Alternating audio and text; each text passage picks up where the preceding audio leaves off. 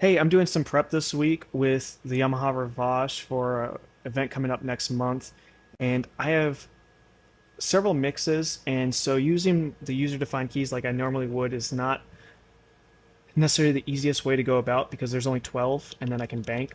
I have about 30 mixes, so I wanted to take advantage of the Stream Deck, the XL, which has all my mixes on there, if you guys can see that. And so I'm using Companion, using Genius Lab macros to make this function.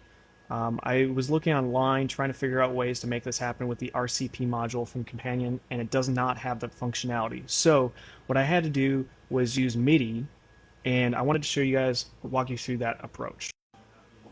Okay, so looking at Companion, I'm using generic MIDI, and just to make sure you guys know the workflow, I'm going MIDI from the console, the Surface, to USB-C to my laptop, and then the Stream Deck is also going USB to my laptop. But I'm using generic MIDI on Companion, going channel 1, controller 1, value 1, and then on step 2, I'm hitting channel 1, controller 1, value 2. And then on my first macro to turn Sends on Fader on for the mix 1, my trigger is MIDI 1, control 1, value 1. And the action for that macro is to turn on the mix, or the cue, sorry, for mix 1, turn Sends on Fader for mix 1, and turn on the selected channel for mix 1.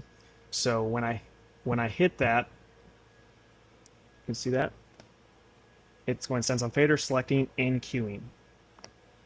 And then Sends on Fader off function, the trigger is 112, and which corresponds with step 2 in Companion.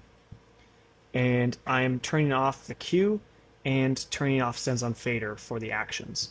And having both of these on allows me to hit this, and you can see it go to cue and select and turn it off.